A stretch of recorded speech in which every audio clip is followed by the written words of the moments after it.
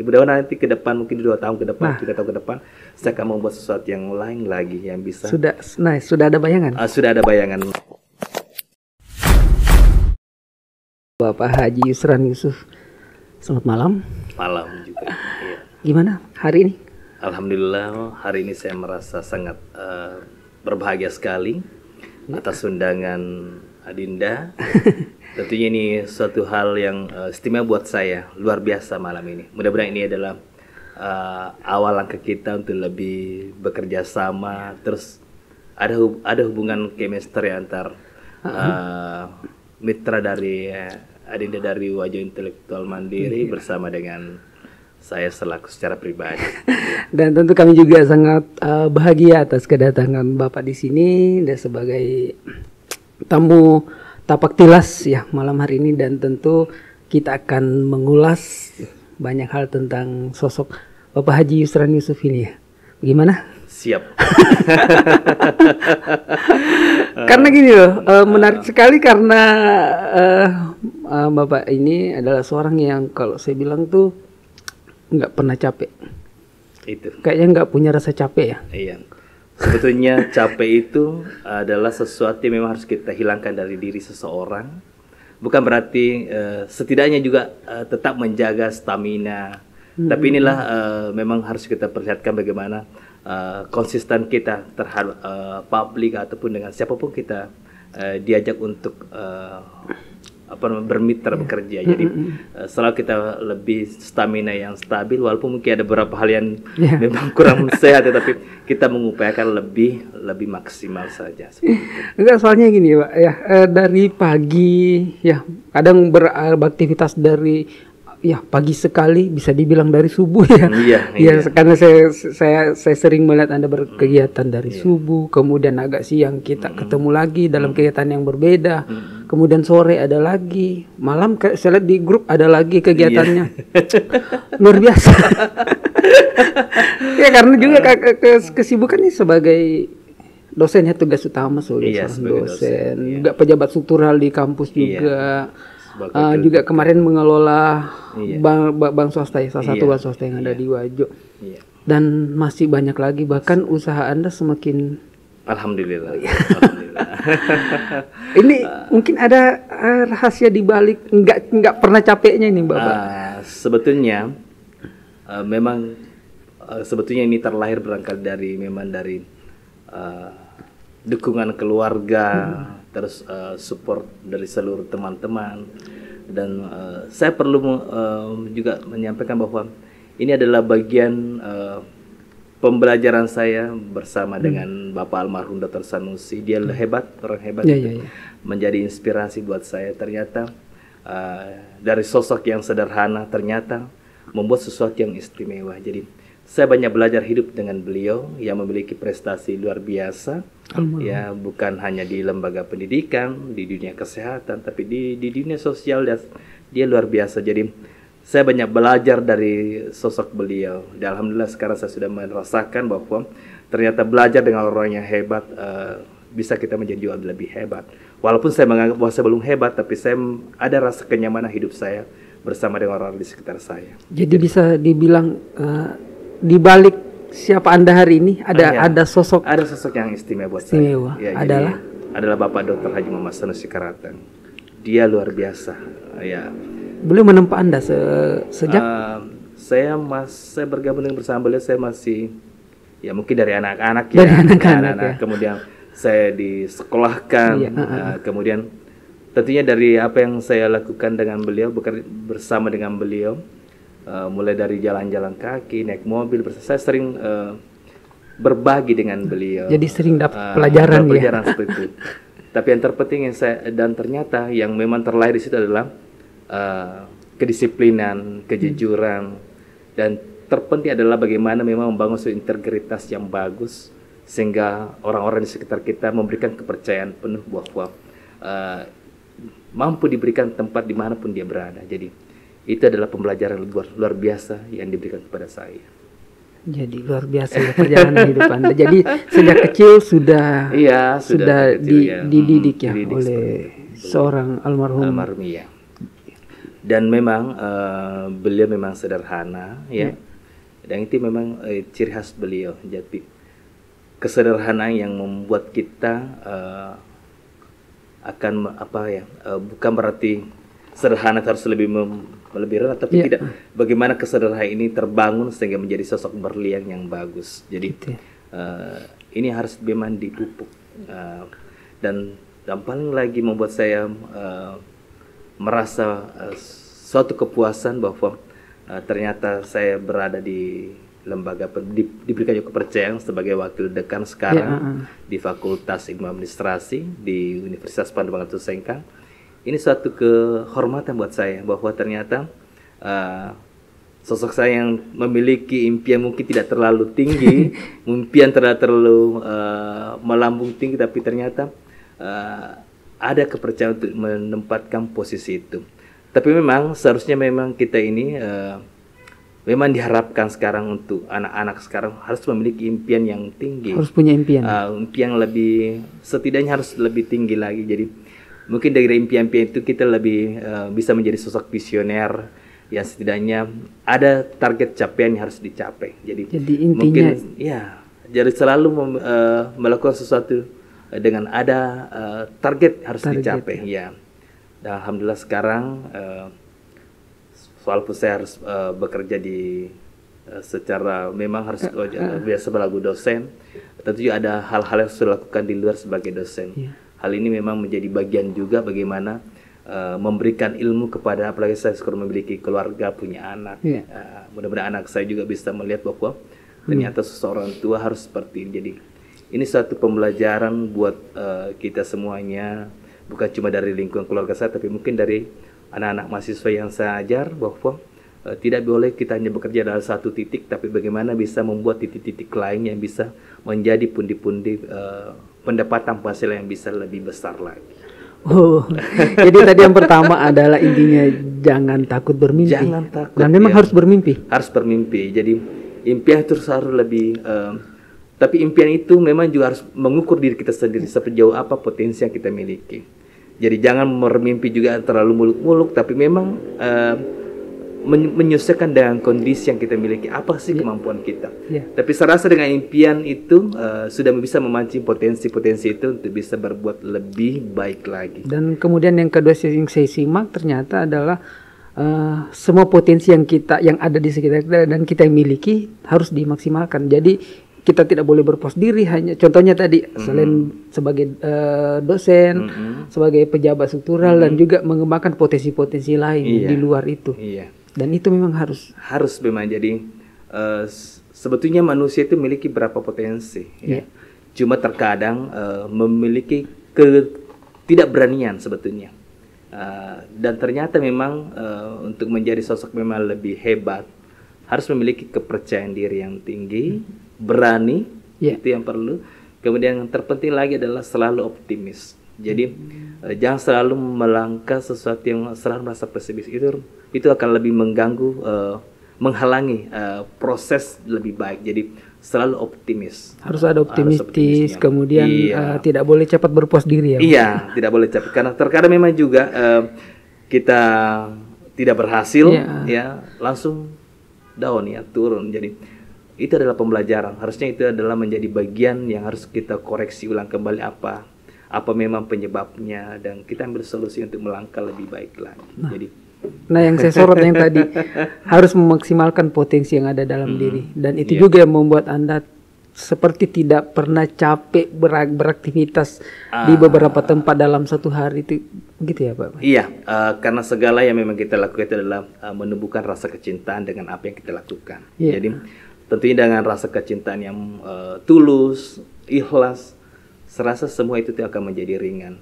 Jadi melakukan sesuatu memang bukan berarti beban, tapi sesuatu yang memang yang menyenangkan ya. Jadi walaupun ada rasa capek, tetap semangat. Jadi akhirnya ternikmati. Iya, berbuah hasil yang baik.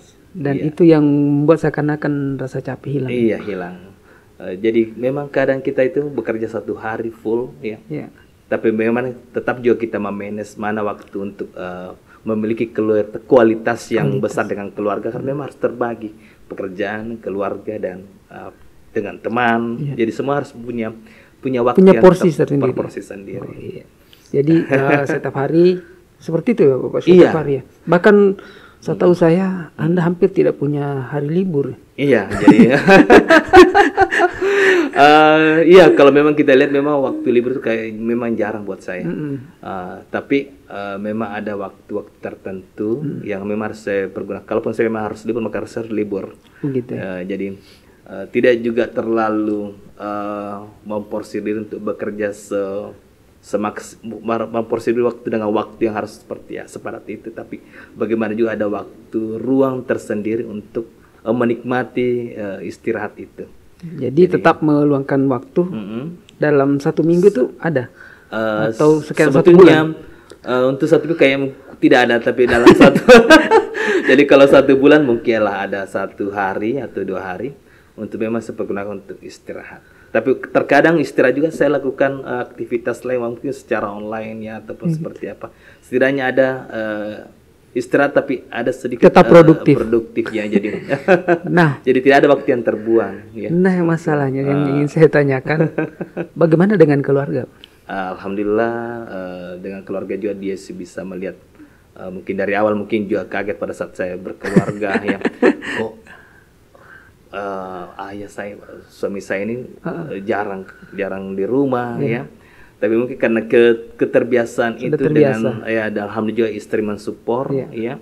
Jadi tidak ada hambatan untuk melakukan kegiatan di luar dari jam kerja sebetulnya. Jadi mungkin hal ini memang harus menjadi juga pembelajaran buat kita semua bahwa ternyata support dari keluarga, maksudnya adalah istri, anak, itu adalah hal-hal yang paling utama dalam hal membangun sesuatu yang kita ingin capai. Jadi jangan hanya kita yang bekerja tanpa support dari keluarga, tapi saya rasa keberhasilan kita adalah support dari orang-orang di sekitar kita. Ada sumbangsi. Ada sumbangsi ya. Keluarga. Dan anak-anak tidak merasa kalau misalnya Anda lagi sibuk sekali dalam 1 minggu atau bahkan hingga 2 minggu tidak pernah diprotes. Iya, sebetulnya kadang juga sebetulnya ya. Jadi kita juga tidak bisa pungkiri karena namanya anak-anak itu.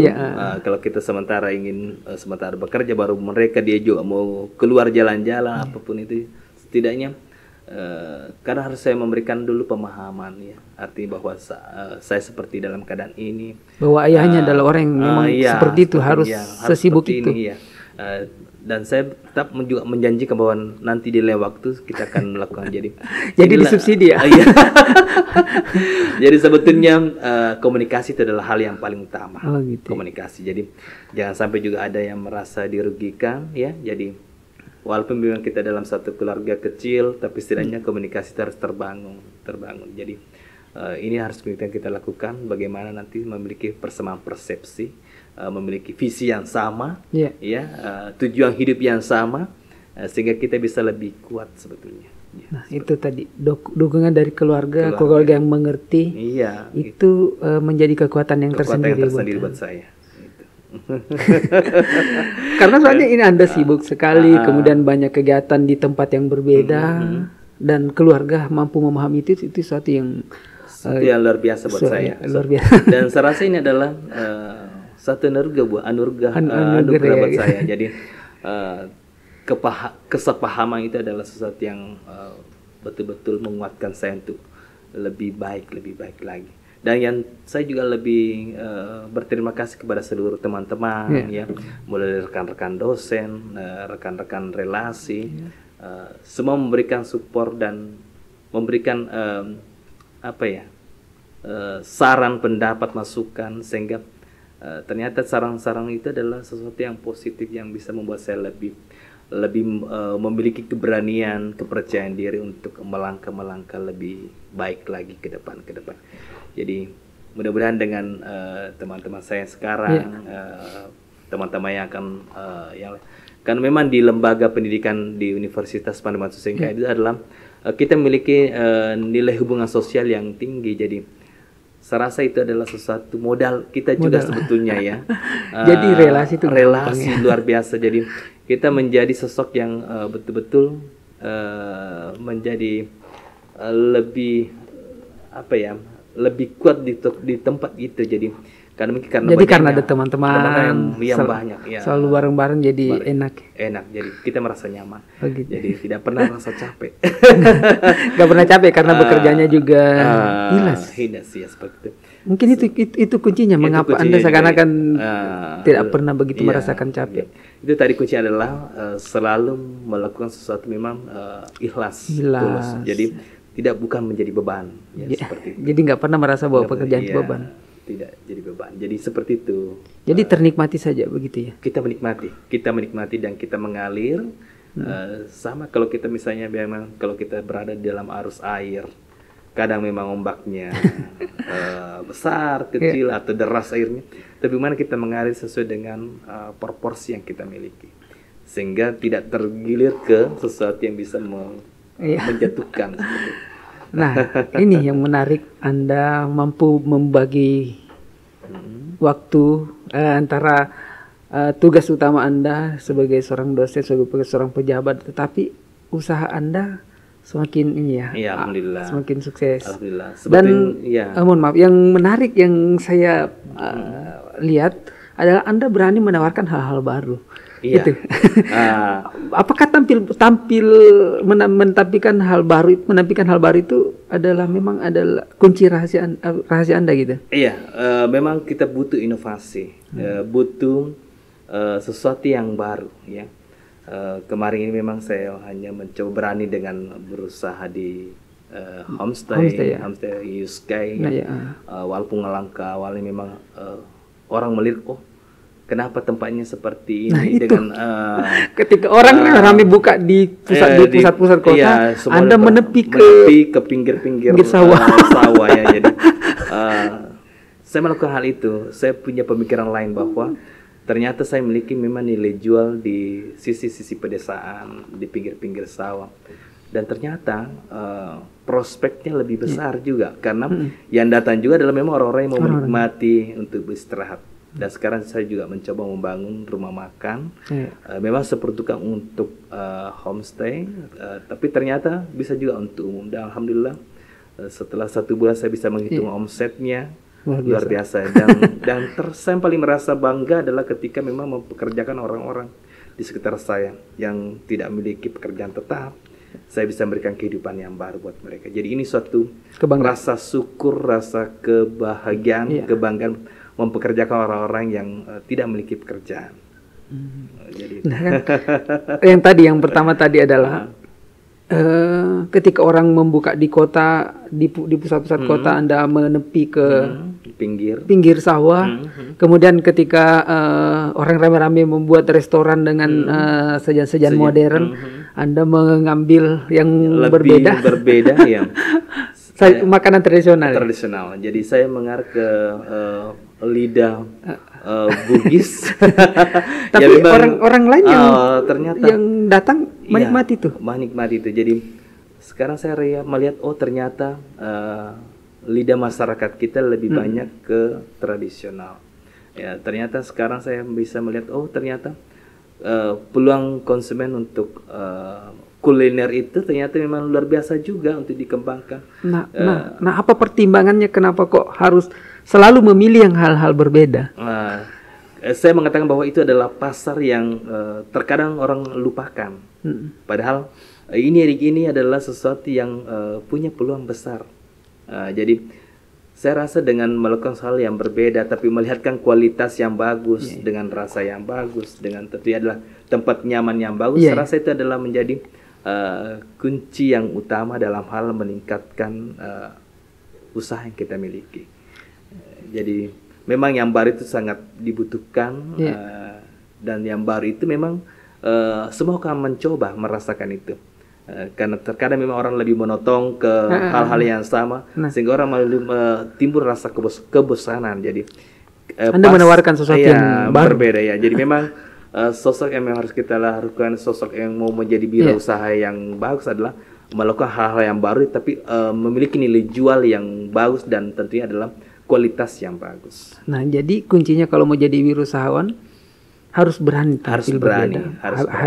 hadirkan hal baru, hal yang baru. Kemudian yang terpenting adalah bagaimana memang orang bisa merasakan kualitas itu. Intinya kualitas, jaga kualitas. Jaga kualitasnya. Jadi Anda tidak pernah main-main kalau soal kualitas. Saya memang dalam hal membuat suatu pekerjaan saya selalu konsisten, itu yang utama. Konsisten, jangan melangkah hal-hal yang lain sebelum memang menuntaskan satu pokok tujuan utama yang kita lakukan. Selesai satu tahap baru pindah. Kalau pemain sudah oke, maka kita mencoba lagi melangkah ke yang lain. Mudah-mudahan nanti ke depan, mungkin 2 tahun ke depan, 3 tahun ke depan, saya akan membuat sesuatu yang lain lagi yang bisa. Sudah ada bayangan? Sudah ada bayangan, tapi sekarang masih rahasia ya. Oh, tadinya mau minta bocoran saya. Ternyata masih rahasia. Masih rahasia perusahaan ya. Iya, masih rahasia perusahaan. Dan sejauh ini kendala yang Anda hadapi dalam membangun usaha itu? Sebetulnya kalau kendala ya tentunya memang adalah modal ya.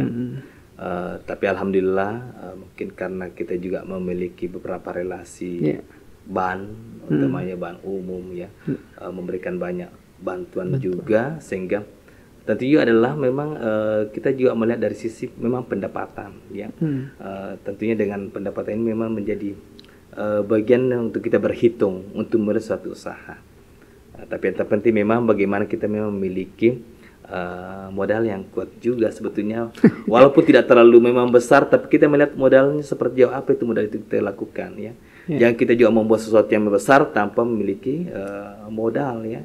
Jadi apapun memang yang kita lakukan adalah berangkat juga dari modal itu, sesuai memang apakah memang sesuai dengan biaya prasarananya, biaya operasionalnya.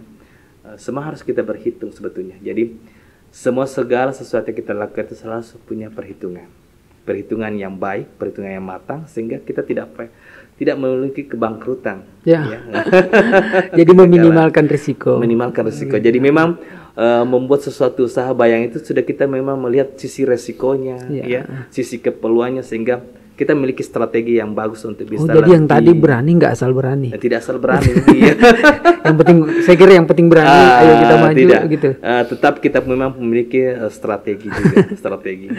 Kemudian sudah memang mengetahui seperti apa mengatasi resikonya dan seperti apa melihat peluangnya untuk lebih bisa merangkak lebih tinggi. Jadi di samping berani harus punya strategi. Harus punya strategi. Jadi kalau misalnya ada calon wirausahawan muda, maksudnya mungkin ada generasi muda yang ingin mencoba membangun usahanya sendiri. Kalau misalnya datang ke Anda untuk belajar? Iya, saya merasa senang juga. Artinya kita kan perlu berbagi ya. Gitu ya. Karena ilmu itu harus diberikan, dan itu sebetulnya adalah pahala juga sih sebetulnya juga kalau kita berbagi dengan orang. Malah kita merasa senang kalau ada beberapa anak-anak kami atau adik kami yang mau belajar. Itu adalah sesuatu yang berharga sebetulnya untuk berbagi. Jadi dengan senang hati diterima kalau ada mau belajar. Kalau minta modal? Saya rasa kalau modal kita lihat dulu, kadang memang ada minta modal, tapi memang ada bentuk dalam mitra kerja itu. Jadi siap juga, bisa juga kalau diajak berinvestasi gitu. Jadi semua bisa kita lakukan selama tidak ada yang bisa menimbulkan suatu kerugian dari pihak yang lainnya. Jadi Anda siap mendampingi, mensupport kalau ada yang. Iya, siap seperti itu. Bahkan siap berinvestasi. Iya, saya rasa memang tuh kita di daerah Wajo ini adalah anak-anak sekarang itu kan memiliki keberanian untuk punya wirausaha yang serasa untuk masyarakat Wajo itu memang orangnya pedagang, jadi memiliki memang keturunan warisan wirausaha yang tinggi ya. Cuma memang perlu pembelajaran, perlu bekal, dan tentu harus banyak menimba ilmu dari orang-orang yang memiliki pengalaman seperti itu. Sama dengan Anda, banyak menimba ilmu ke orang-orang. Iya, saya tetap belajar. Dan guru utama Anda tadi? Iya, saya harus berguru. Utama tadi adalah almarhum Pak Bapak Dr. Sanusi. Luar biasa beliau itu ya. Dia dari dunia kesehatan, tapi dia bisa membangun pendidikan. Ya, kemudian dia pernah masuk. Selain dia pernah menjadi selaku kepala dinas berapa puluh tahun, bahkan dunia politik juga di partai politik sebagai anggota DPR provinsi. Dia betul-betul memberikan suatu nilai plus untuk masyarakat Wajo. Gitu. Dan Anda juga ingin seperti itu? Alhamdulillah, mudah-mudahan bisa seperti itu. Jadi harus berkontribusi ya? Harus berkontribusi. Jadi sudah siapkan langkah, Pak? Insya Allah. ada kode ini. Ada kode keras ini, kode keras ini. Jadi mungkin dari segi apa ya, pekerja sehari-hari sebagai seorang akademisi, kemudian dibarengi juga sebagai seorang pengusaha, entrepreneur, kemudian ternyata juga ingin mendidik, kalau ada ingin jadi entrepreneur juga. Saya rasa Anda sudah cocok sekali nih untuk ya mendukung mendukung program pemerintah untuk menghadirkan, ya kan ada program pemerintah sekarang yang di Wajo hadirkan 10.000 entrepreneur. Bagaimana tanggapan Anda tentang program itu? Saya rasa program ini harus kita support, ya. Artinya program ini memang perlu ada sinergisitas antar orang-orang yang memiliki kapasitas di dunia usaha dengan orang-orang pemula. Jadi perlu ini kita bangun sebetulnya. Cuma memang sekarang saya melihat belum semaksimal dari sisi sosialisasi. Artinya masih banyak yang tidak tersentuh. Masih banyak yang belum tersentuh. Dan yang saya memang perlu di sini adalah mungkin di lembaga pendidikan sekarang kan memang di situ adalah populasi yang besar. Jadi memang perlu ada kontribusi dari pihak pemerintah sendiri, bagaimana dari pemberian modal misalnya, modal kecil cukup misalnya berapa, 1 juta, 2 juta, 500. Saya rasa itu adalah bentuk bagaimana membangun suatu entrepreneur yang lebih bagus lagi. Jadi menurut Anda potensi terbesar sebenarnya ada di kampus? Di kampus sebetulnya, karena itu pemuda potensial banyak sih, pemuda visioner di situ. Iya, jadi dia sudah berilmu sebetulnya, dia sudah punya tempat yang bagus. Jadi sisa memang kita mencoba melirik, memberikan seperti apa kontribusi yang tepat sehingga bisa melakukan suatu bentuk usaha yang lebih baik seperti itu. Jadi di situ ada banyak interpreter yang memang perlu kita kembangkan di situ. Jadi ini mungkin saya duduk seperti ini, mungkin juga saya berharap mudah-mudahan ke depan juga Universitas Puan Rima Galanti ini dijadikan salah satu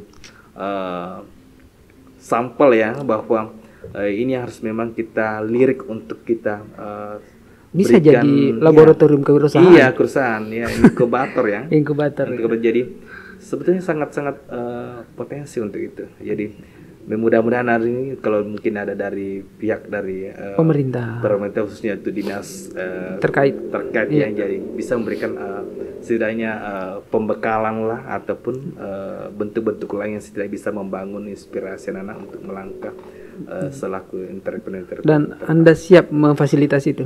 Kalau saya selalu siap.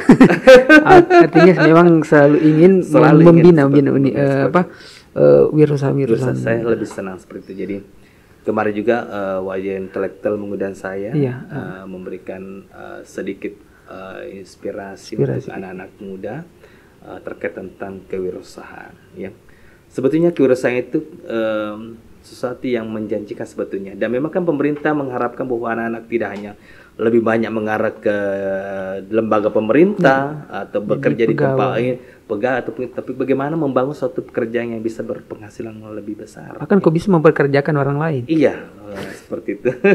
Artinya memang yang harus kita dorong adalah semangat untuk berwirausaha. Semangat berwirausaha. Luar biasa ya. Jadi, ternyata Anda sangat visioner ya. Iya. Sangat visioner sekali karena bukan hanya memikirkan tentang usaha Anda, tetapi ternyata sudah lebih jauh berpikir tentang bagaimana mengembangkan kegiatan-kegiatan kewirausahaan di pemuda ya, seperti itu. Jadi mungkin Anda ada pesan buat calon wirausawan ini yang baru melirik, mungkin masih ragu-ragu untuk melangkah atau mau bagaimana, mungkin ada pesan dari Anda sebagai yang sudah makan banyak manis dan garamnya dunia usaha. Ya, salah satu pesan saya hanya sederhana saja, bahwa kita sebagai manusia seperti ini adalah memang memiliki tujuan hidup yang tepat ya. Kita memiliki tujuan hidup. Kemudian yang terpenting lagi adalah yang terbang itu adalah apa memang capaian kita ya. Capaian apa yang kita inginkan? Umur 25 tahun, 30 tahun, 40 tahun. Selalu ada capaian-capaian yang harus kita pasang sehingga kita melangkah pada sesuatu yang tepat. Jadi dengan serasa dengan target-target kehidupan yang seperti itu kita lakukan ya, mulai dari bagaimana lebih sejahtera, kemudian bagaimana membangun religius yang bagus, karena memang harus ada balance antara dunia dan akhirat. Jadi ini memang harus menjadi sesuatu hal yang harus kita ingatkan buat anak-anak kita, apalagi di dunia milenial sekarang betul-betul banyak informasi, banyak hal-hal yang bisa mengarah ke terpurukan kehidupan. Jadi tetap dikuatkan dengan keimanan, ketakwaan kepada Allah Subhanahu wa taala. Jadi segala sesuatu itu memang juga adalah niat kita sebagai manusia. Kemudian apa sih memang tujuan hidup kita berada di dunia ini? Setidaknya adalah ada keseimbangan itu, kehidupan dunia dan kehidupan akhir. Keren sekali. Jadi selain menyiapkan diri untuk menjalani hidup di dunia, karena ada juga kehidupan yang abadi. Siapkan untuk yang keabadian. Seperti itu. Jadi untuk wirasawan muda harus siap mental, siap iman. Iya, betul itu. Jadi karena kalau tidak siap iman, kemudian tiba-tiba tidak seperti yang diinginkan. Iya, itu yang bisa membuat orang lebih terpuruk lagi. Jadi betul-betul dikuatkan oleh keimanan. Karena memang kehidupan itu terkadang ada beberapa gelombang-gelombang yang bisa saja menghancurkan kehidupan kita. Karena dunia usaha tidak ada yang bisa prediksi. Tidak ada yang bisa prediksi. Itu kita seperti main judi sebetulnya. Kita main judi Jadi antara menang atau rugi. Jadi untung rugi itu betul-betul kita tidak tahu. Tapi setidaknya orang yang memang memiliki kesiapan, kematangan dalam berbisnis, rasa memang peluangnya beruntung itu adalah selalu akan dia lalui seperti itu. Jadi kalau memang kita memang merasakan bahwa sesuatu yang kita lakukan ini bisa berdampak kita rugi, tidak usah lakukan, karena mungkin itu bisa saja Anda memang rugi.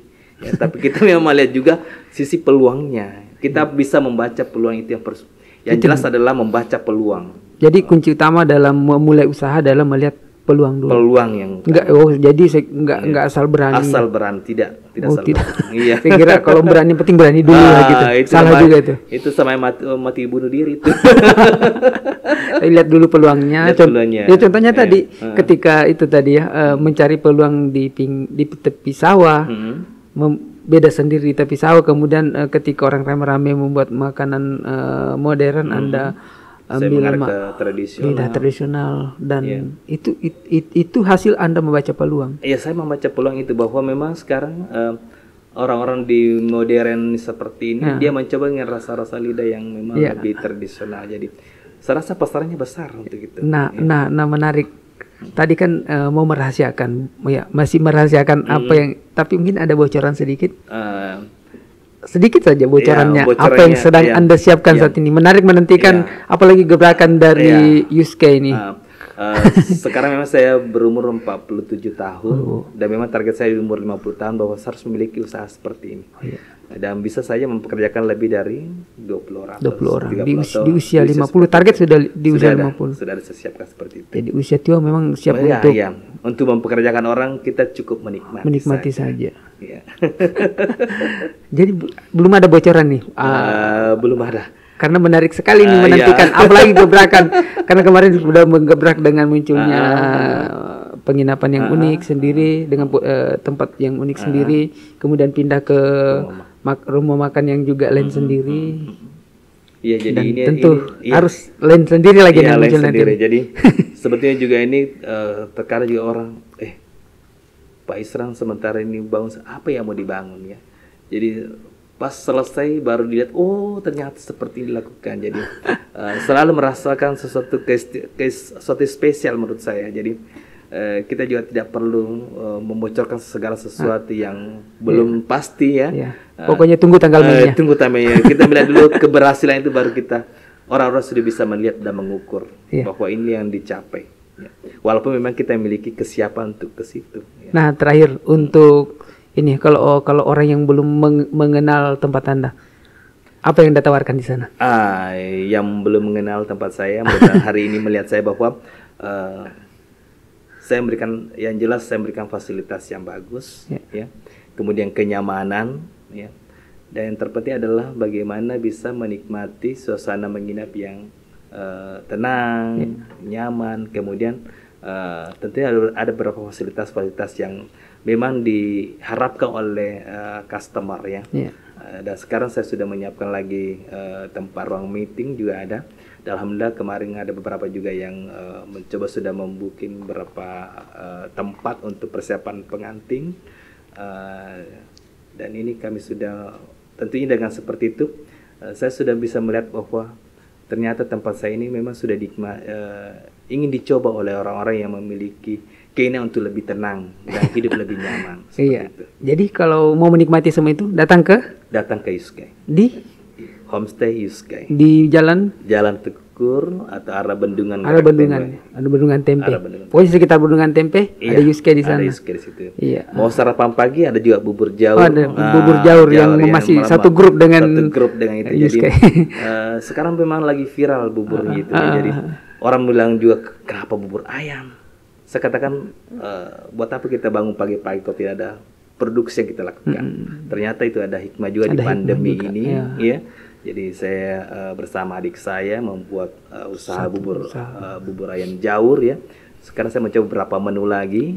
Ternyata alhamdulillah, mungkin karena ini suatu keberkahan dan rasa keberkahan juga.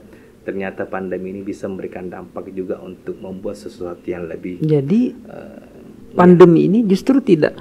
Ya, sebetulnya ini bukan sesuatu yang membuat kita down ya, atau membuat kita tidak produksi, tapi justru sebaliknya. Justru sebenarnya harus ini dengan adanya pandemi kita membuat sesuatu yang bisa lebih produktif lagi, produksi lagi. Ya. Kuncinya inovasi.